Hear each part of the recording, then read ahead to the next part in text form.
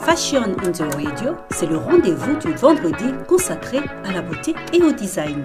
Entretien avec un professionnel, reportage sur un personnage historique, découverte d'un métier ou d'une technique du secteur mode, textile, design et habillement, sans oublier les trucs et astuces pratiques. Pour tout savoir sur l'univers passionnant de la mode, de la beauté et du design, rendez-vous vendredi à 16h45 dans votre magazine Fashion in the Radio.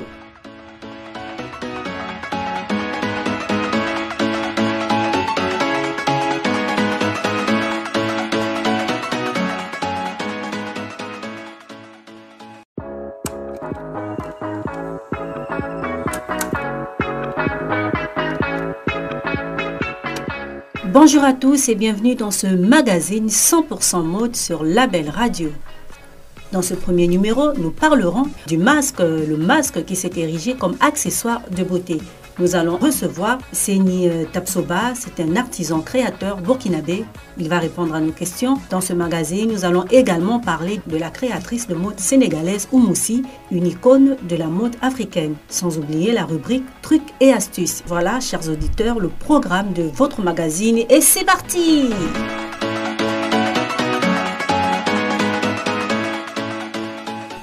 Nous parlons du masque. Beaucoup de femmes pensent que le masque ruine notre maquillage et il n'est pas toujours très confortable, mais il est indispensable.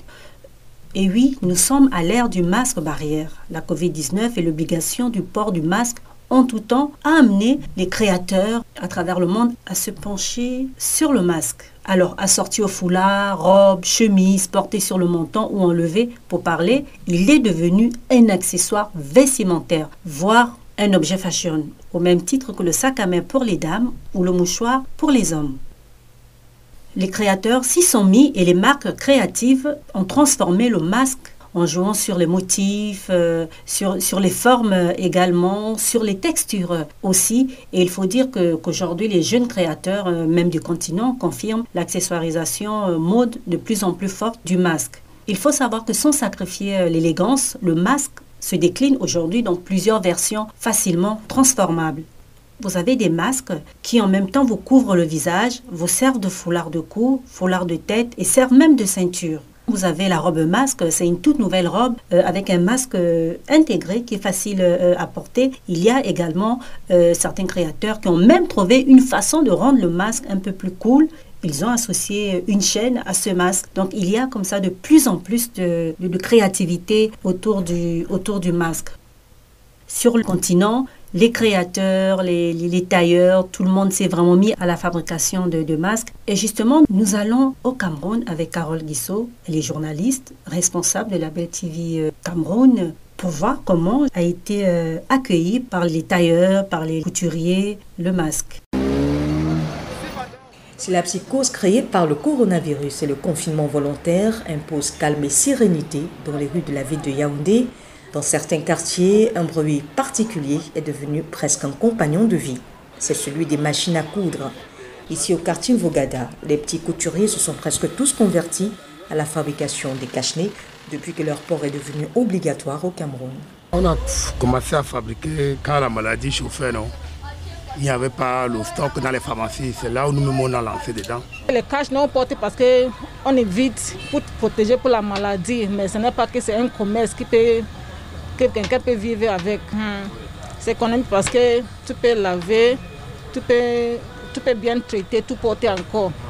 Avant, les cache-nez étaient cousus selon les goûts et les couleurs de ces artisans, mais depuis un moment, quelque chose a changé pour la sécurité des consommateurs en droite ligne des directives du gouvernement. Au début, on utilisait n'importe quelle matière.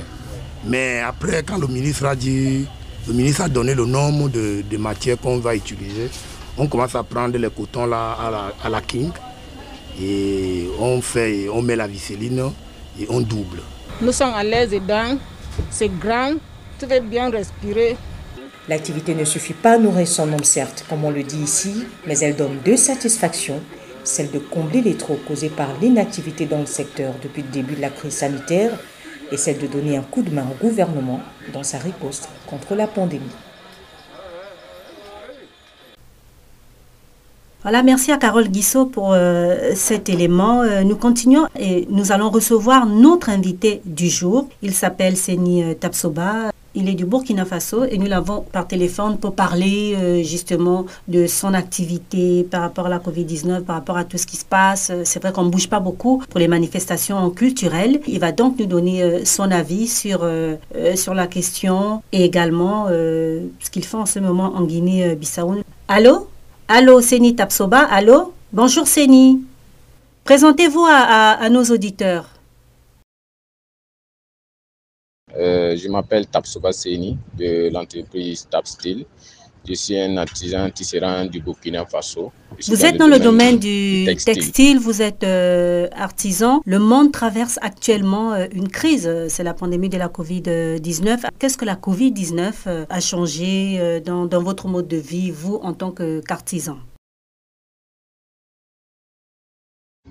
Je suis dans le domaine de la mode. La pandémie a changé beaucoup de choses dans notre travail, surtout dans notre secteur de l'artisanal. Il y a eu beaucoup de changements que la pandémie a changé. Mais bon, on s'accroche, on essaie de survivre à ça parce qu'on n'a pas le choix. C'est une crise mondiale, c'est une maladie mondiale. Bon, ça fait qu'actuellement, les artisans souffrent. Les artisans, c'est difficile de s'asseoir pour ne pas pouvoir faire la promotion de tes produits, pour ne pas avoir des contacts avec des clients, pour ne pas participer des défilés de mode, pour ne pas pouvoir participer des foires. Ça fait vraiment une crise économique et c'est difficile parce que l'artisanat, c'est comme une entreprise. C'est pas mal de gens qui travaillent avec toi. Il faut toujours les payer, il faut payer les impôts, il faut payer le loyer. Il y a tellement de choses et il y a les charges de la famille qui est là. Bon, ces gens de dépenses ne connaissent pas la pandémie. Donc, il faut faire face à cette dépense. Donc, nous, on peut dire qu'il y a eu un impact qui a joué sur notre économie. Mais bon, par la grâce de Dieu, on s'accroche et on n'y peut rien parce que c'est une crise mondiale et on n'y peut rien.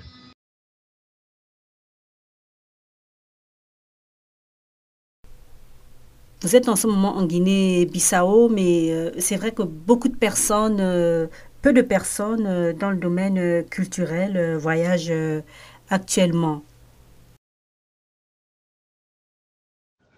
Bon, concernant les voyages, Dieu merci, les frontières aériennes ont pu ouvrir. Donc, grâce à les frontières aériennes, dès que nous faisons les tests de Covid-19, bon, dès que tu n'es pas positif, tu peux avoir une autorisation pour effectuer un déplacement. C'est grâce à ça, comme nous avons aussi des relations avec les gens de Guinée-Bissau, surtout une association qu'on appelle AMAI. C'est la présidente qui nous a invités parce que le ministère